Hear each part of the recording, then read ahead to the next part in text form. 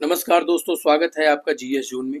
दोस्तों, PT capsule के नाम से ये सीरीज चलाई जा रही है जिसमें यूपी पीसीएस, बीपीएससी, आरओ की प्रारंभिक परीक्षा यानी पीटी को ध्यान में रख करके हमने कोशिश किया है कि इसमें सारी चीज़ों को एक जगह कवर किया जाए ताकि आपको पढ़ने में भी आसानी हो सके और अच्छे तरीके से रिवीजन भी हो जाए। तो इसी क्रम में एंशियंट हिस्ट्री से शुरुआत की गई है और इसके 2 पार्ट्स हो चुके हैं। ये तीसरा पार्ट है और यहाँ वैदिक और लेटर वैदिक एज के बारे में हम लोग डिस्कशन करेंगे। और ये देखिए, पीडीएफ जो अगर आपको लेना है इसका, तो आप जीएस जोन पीसीएस के नाम से हमारा टेलीग्राम चैनल है, उस पे जाइएगा, हम पीडीएफ अपलोड कर देंगे, वहाँ से आप डाउनलोड कर लीजिएगा। तो चलिए आज अपने इस सेशन की शुरुआत करते हैं। दोस्तों, सिंधु सभ्यता जो कि एक नगरीय सभ्यता थी, उसके पतन के बाद अस्तित्व में वैदिक संस्कृति आती है।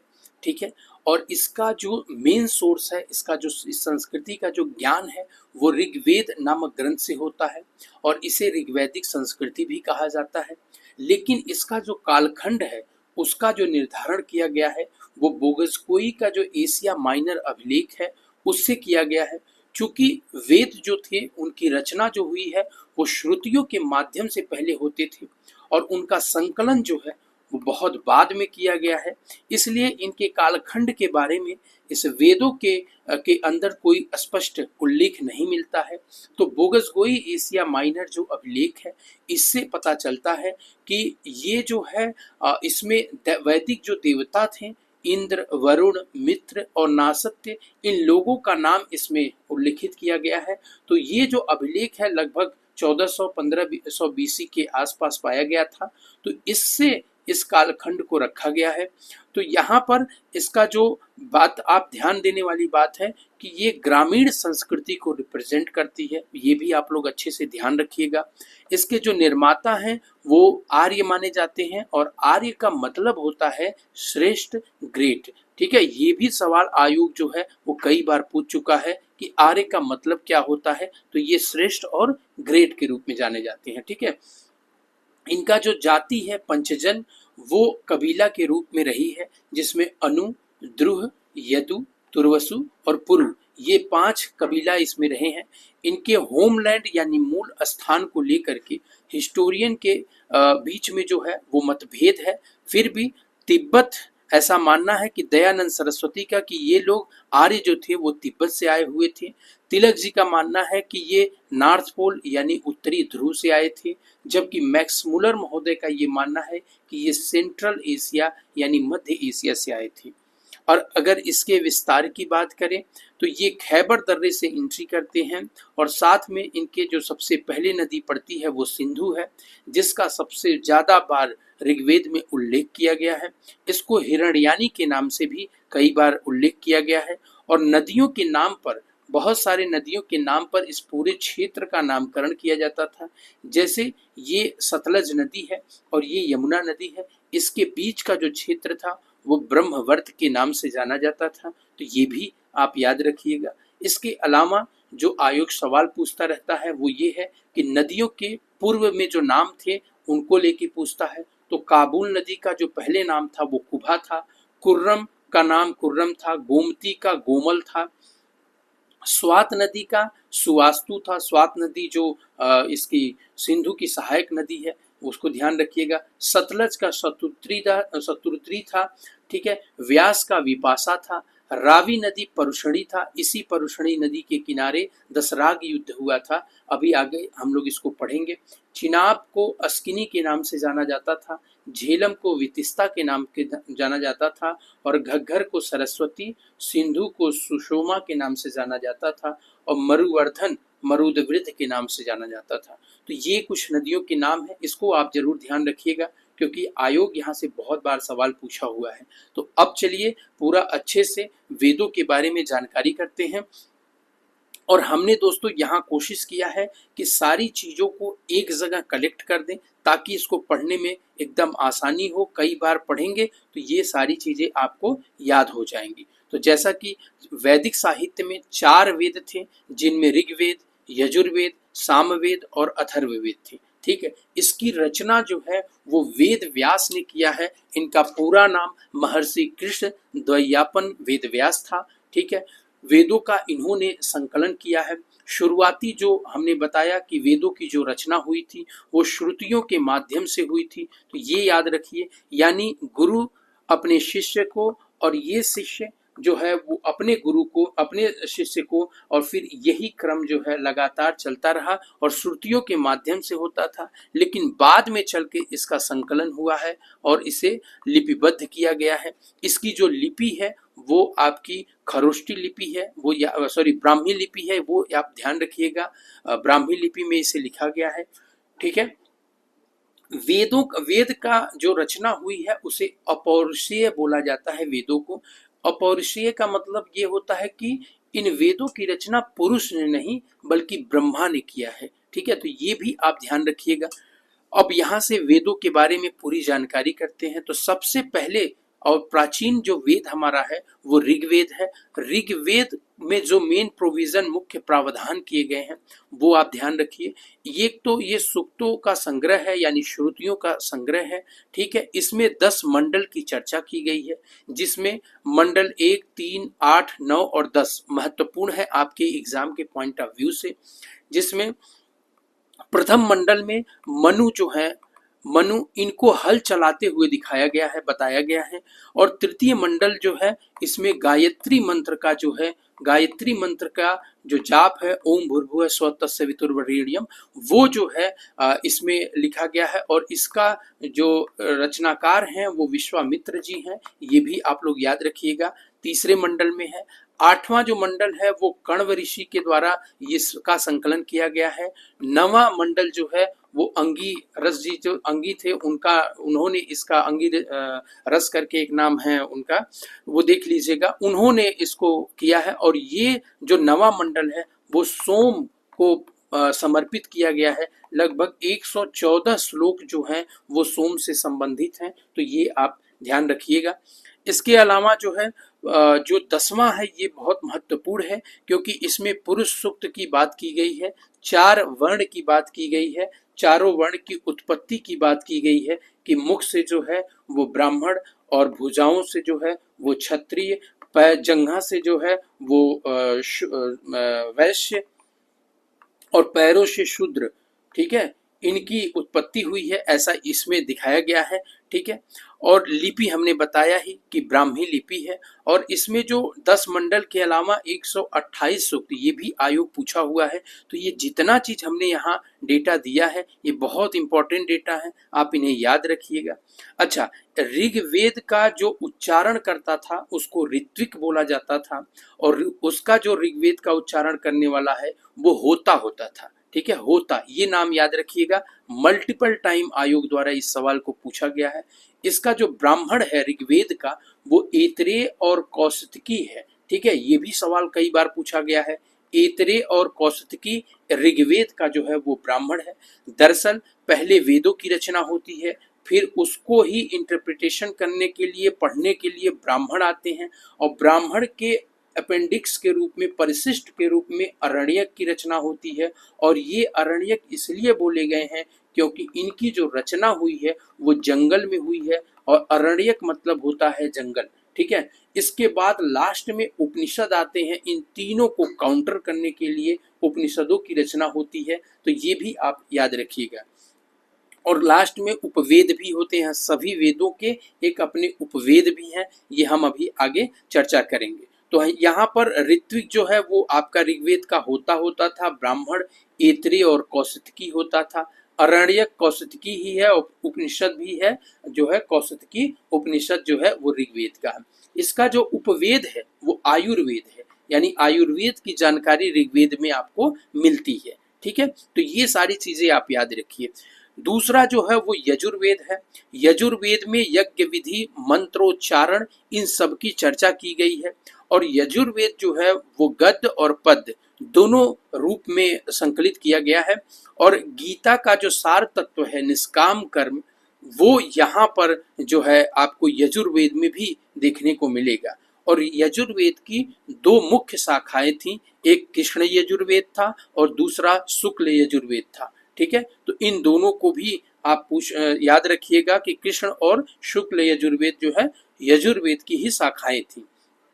इसको जो उच्चारण करता था वो अधर्यु बोला जाता था उसको, और इसका जो ब्राह्मण है वो तैतरेयी और शतपथ ब्राह्मण है। ठीक है, तैतरेयी और शतपथ ब्राह्मण कई बार आयोग पूछा है। अरण्यक भी तैतरेयी और शतपथ है। उपनिषद की बात करें तो तैतरेयी के साथ ईशोपनिषद है। ठीक है, ईशोपनिषद, बृहदारण्य उपनिषद, कठोपनिषद, इन सभी उपनिषदों के बारे में आगे हम लोग चर्चा करेंगे कि उपनिषद अभी थोड़ा देर आगे चल करके पढ़ेंगे तो बताएंगे कि ईशोपनिषद, बृहदारण्य उपनिषद और कठोपनिषद में क्या क्या चीजें की गई हैं।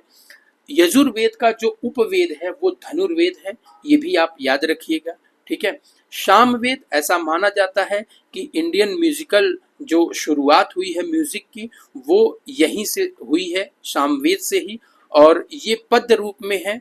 ठीक है, और म्यूजिक है तो पद्य रूप में ही होगा, तो ये भी आप ध्यान रखिएगा। इसका जो ऋत्विक है उच्चारण करने वाला उसे उद्गाता बोला जाता है, और इसका जो ब्राह्मण है वो जैमिनी और सटविस ब्राह्मण के नाम से जाना जाता है। छंदोग और जैमिनी इसके अरण्यक हैं, और उपनिषद जो है इसका छंदोग्य और जैमिनी ये है। सामवेद का जो उपवेद है वो गंधर्व है। ठीक है, गंधर्व उपवेद के नाम से जाना जाता है, ये याद रखिएगा। सबसे अच्छा, ऋग्वेद, यजुर्वेद, सामवेद ये वृहत्रयी के नाम से जाने जाते हैं। ठीक है, इन तीन वेदों को पहले से संकलित किया गया था। अथर्ववेद जो है वो सबसे लास्ट में संकलित हुआ है, और इसका माना जाता है, इसको ब्रह्मवेद भी बोला जाता है। ठीक है, अगर आपसे सवाल पूछे ब्रह्मवेद किसको बोला जाता है तो भावुक होकर ऋग्वेद में नहीं मारिएगा, अथर्ववेद को जो है वो बोला जाता है। जादू टोना, मतलब इसमें जादू टोना के बारे में पूरी जानकारी मिलती है, और अंग और मगध की यहाँ पे चर्चा की गई है। तो ये लास्ट का है महाजनपद की, ये दो महाजनपद बहुत फेमस थे उस समय, अंग और मगध। ठीक है, और यहाँ पे अकाल की चर्चा की गई है, अकाल की कामना की गई है अथर्ववेद में। ठीक है, इसका जो ऋत्विक उच्चारण करने वाला है वो ब्रह्मा है, और इसका जो ब्राह्मण है वो गोपत ब्राह्मण है। कई बार एग्जाम में पूछा गया है, इसका कोई अरण्यक नहीं है। ठीक है, ये ध्यान रखिएगा। उपनिषद सबसे ज्यादा अथर्ववेद के ही है। प्रश्नोपनिषद, मुंडकोपनिषद जिसमें सप्तमेव जयते की चर्चा की गई है। ठीक है, इसका जो उपवेद है अथर्ववेद का वो शिल्प वेद है, यानी शिल्प जो कलाकारी है वो अथर्ववेद से ही प्राप्त होती है। ठीक है, तो इस पूरे चैप्टर को अच्छे से आप लोग देख लीजिएगा, बढ़िया से इसको पढ़ लीजिएगा। यहाँ हमने संकलित कर दिया है कि जितना भी क्वेश्चन जो है यहाँ से पूछा जा सकता है सभी आप आसानी से कर लें। दोस्तों, ऋग्वैदिक काल के अगर हम पॉलिटिकल सिनेरियो को देखें तो यहाँ पर एक बात ध्यान देने वाली है कि यहाँ किसी भी प्रकार का अभी कोई टैक्सेशन पॉलिसी नहीं है, किसी भी प्रकार की कोई स्टैंडिंग आर्मी नहीं है। ये कबीला के रूप में लोग हैं और उसी के क्रम में चल रहे हैं। फिर भी यहाँ पर कुछ शब्द जो है वो ऋग्वेद वगैरह से प्राप्त हुए हैं। उससे आप देखिए कि परिवार जो है वो सबसे छोटी इकाई होती थी, जिसके जो मेन मुखिया था उसे गृहपति बोला जाता था। कुल होता था, उसके बाद उसको कुलप बोला जाता था मुखिया को। ग्राम उसके ऊपर होता था, जिसका मुख्य आदमी जो है वो ग्रामीणी होता था। विश्व जो है वो विश्वपति होता था, और जन का जो मुखिया होता था वो राजा होता था या कबीला का प्रमुख होता था। ठीक है, और कबीला में चार पांच कबीला जो हमने चर्चा किया कि अनु, द्रुह, यदु, तुर्वसु और पुरु, ये ज्यादा फेमस थे। ठीक है, दसराग युद्ध हुआ था शुरुआत में। सुदास जो 10 राजाओं के ग्रुप के लीडर थे और भरत के बीच में इस युद्ध को लड़ा गया था, और भरत इसमें विजयी हुए थे। और इसमें भरत ने जो है इन्हीं के नाम पर जो है भरत जो है इसमें विजयी हुए थे। तो ये आप लोग ध्यान रखिएगा। यहाँ पर एक बात ध्यान रखिएगा कि ऋग्वेद में जो है वो 4 प्रकार के समितियों के नाम मिले हैं। एक सभा है, समिति है, विदत है और गण है। सभा और समिति इसमें मुख्य थी, और विदत भी जो है एक तरह से ज्यादा प्रभावशाली थी। ठीक है, सभा जो है वो कुलीन लोगों का ग्रुप होता था, और समिति जो होती थी वो सामान्य लोगों का इसमें प्रतिनिधित्व होता था। ठीक है, तो ये भी आप याद रखिएगा। इसके अलावा जो चारागाह का में देखता था वो वज्रपाणी उसको बोलते थे। लड़ाकू दल का ग्रामीणी होता था। दुर्ग को जो दुर्गपति होता था पूरब। अस्पष्ट के नाम से गुप्तचर का उल्लेख हुआ है और उपस्य के नाम के राजा के सेवक के रूप में यहाँ पर चर्चा की गई है। ठीक है, सामाजिक रूप से अगर सोशल स्ट्रक्चर को देखा जाए तो पुरुष प्रधान ये पूरा आर्य समाज था। ठीक है, इसमें पुरुष प्रधानता थी। 3 वर्ग योद्धा, पुरोहित और सामान्य लोग इसमें थे। 4 वर्णों की, जैसा कि हमने बताया 10वें मंडल के पुरुष सूक्त में 4 वर्ण की बात की गई है, लेकिन अभी शुरुआती चरण में ये कर्म के आधार पर ये 4 वर्ण थे, न कि जन्म के आधार पर। ये ध्यान रखिएगा। महिलाओं की स्थिति जो है वो अच्छी थी। बाल विवाह, सती प्रथा, पर्दा प्रथा जैसी कोई चीज अभी अस्तित्व में नहीं आई थी। नियोग विवाह, विधवा विवाह और दास प्रथा यहाँ अभी प्रचलित थी। ठीक है, तो ये आप लोग याद रखिएगा। इसके बाद एक अमाजू नाम से शब्द यूज किया गया है। अनमैरिड जो लड़कियां रहती थी उनके लिए ये यूज हुआ है। ब्रह्मवादिनी जो है वो कुंवारी और शिक्षा ग्रहण करने वाली लड़कियां होती थी। सदोदहवा करके विवाह तक जो शिक्षा ग्रहण करती थी, ऐसी औरतों के लिए यूज किया गया है। तो ये याद रखिएगा।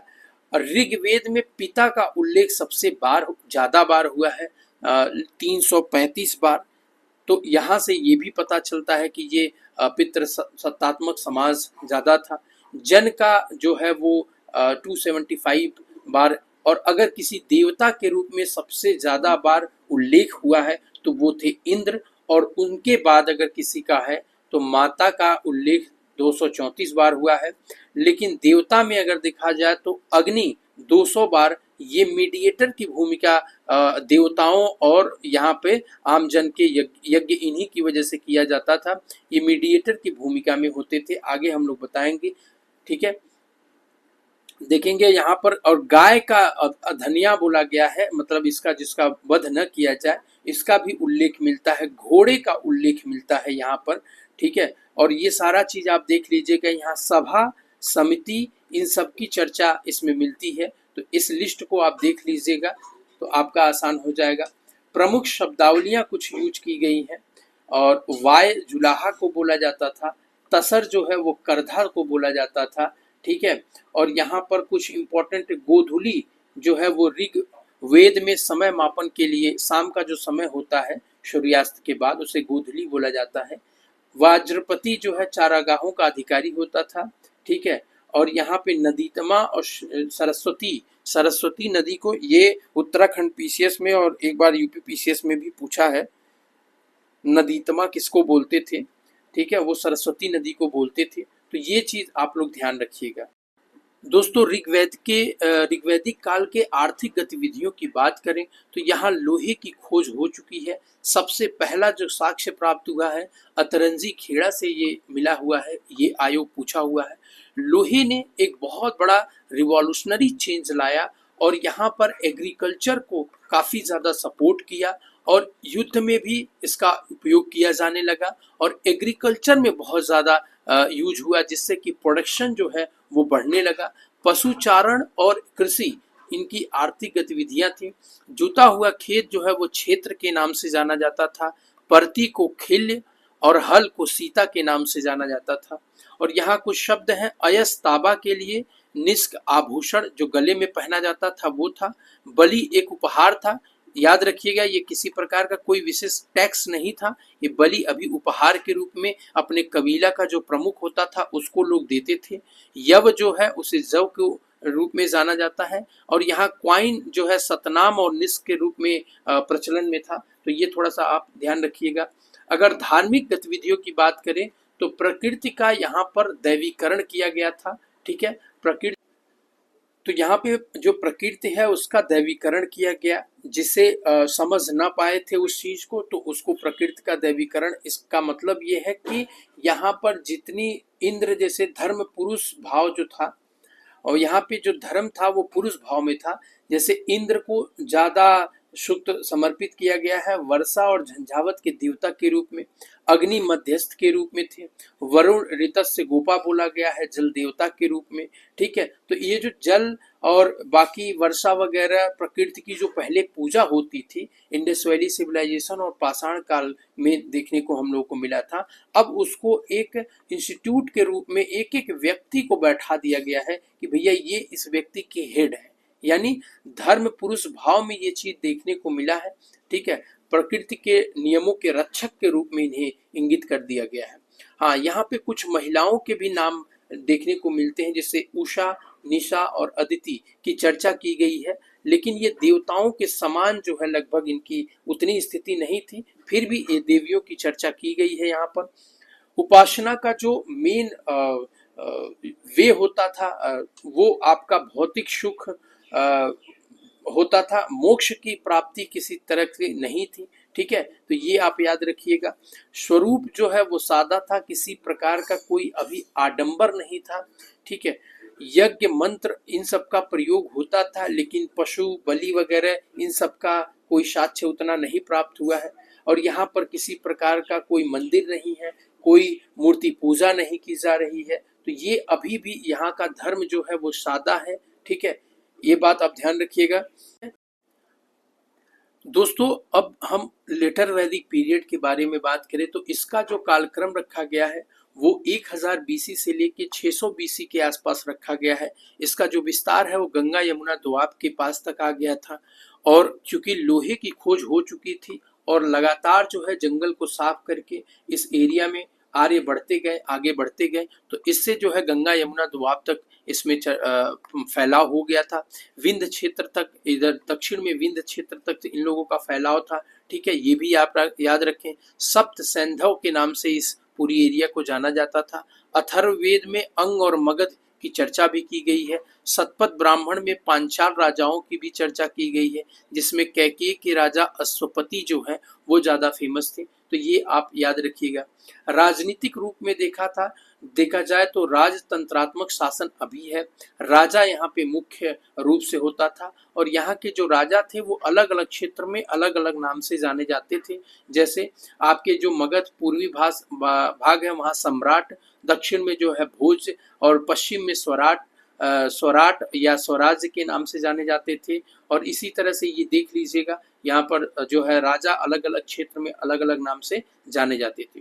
यहाँ पर 4 विदत और गण ये समाप्त हो चुके थे, लेकिन सभा और समिति अभी भी अस्तित्व में थी, और ये राजा की निरंकुशता पर जो है वो कंट्रोल करती थी, तो ये यहाँ ध्यान रखिएगा।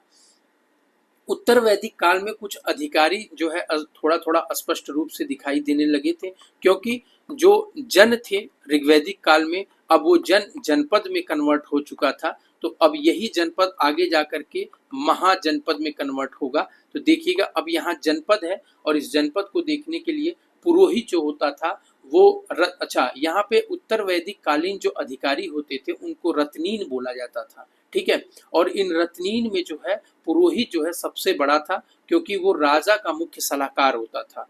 महिषी जो था वो प्रशासनिक कार्यों, ये राजा की पटरानी होती थी, मेन रानी, उसको बोला जाता था। युवराज राजा का जो ज्येष्ठ पुत्र होता था वो प्रशासनिक कार्यों में प्रांतीय लेवल पर वो हेड होता था, ये याद रखिएगा। सूत जो है वो रथों का निर्माण करता था। ठीक है, आप देखे होंगे कर्ण को सूत पुत्र बोला जाता है, क्योंकि वो एक रथ बनाने वाले के यहाँ पोषा गया था, पाला गया था। सेनानी जो होते थे वो युद्ध में सेना का संचालन करते थे, और शांति काल में सेना की व्यवस्था और उसकी देखभाल करते थे, तो ये याद रखिए। ग्रामीणी जो है वो प्रशासनिक अधिकारी होता था, एक आज के ग्राम प्रधान की तरह है। छत्ता जो है वो राजप्रसाद की सुरक्षा करता था। संग्रहिता बहुत बार सवाल पूछा गया है, ये राजकीय कोष की देख रेख करता था। भागदू, अभी हाल ही में ये सवाल पूछा गया है। भूमि कर जो वसूलता था, माने यहाँ हल्का फुल्का टैक्सेशन का जो वो है वो सामने आने लगा था। स्टैंडिंग आर्मी हालांकि उस तरह से नहीं थी, बस कबीलाई समाज में थोड़ा सा बढ़िया वे में आ गए थे ये लोग। पालागल जो था वो पासा आदि खेलने के राजा थे। ठीक है, अक्षवाप जो है राजा का मित्र होता था, मेन विदूषक के तौर पे काम करता था। ठीक है। गोविकर्त जो है वो वन का अधिकारी होता था। तो इन रत्निनों को आप अच्छे से देख लीजिएगा, यहाँ से सवाल पूछता रहता है। अगर हम उत्तर वैदिक काल की आर्थिक गतिविधियों की बात करें तो यहाँ कर और भागदू दो नाम के जो है आपके टैक्स आने लगे थे। भाग और बलि नाम से यहाँ पे दिखाई दिया। 1/6 भाग इसमें लिया जाता था। शुल्क व्यापारी से केवल लिया जाता है, शुल्क नाम का कर जो होता था।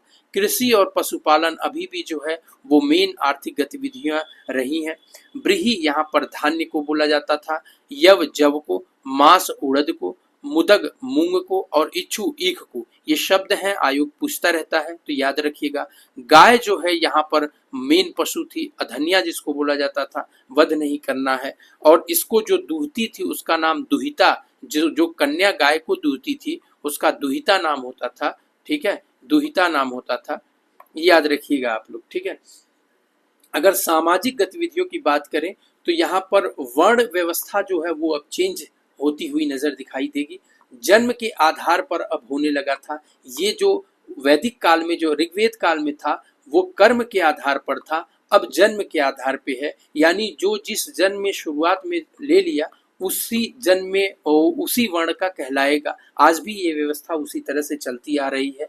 परिवार अभी भी पितृसत्तात्मक है। महिलाओं की स्थिति यहाँ थोड़ी सी गिरती हुई नजर आएगी। शिक्षा, बाल विवाह और पुत्री को शोक के रूप में एक तरह से वर्णित किया गया है।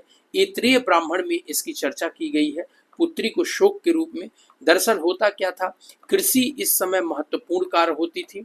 ठीक है।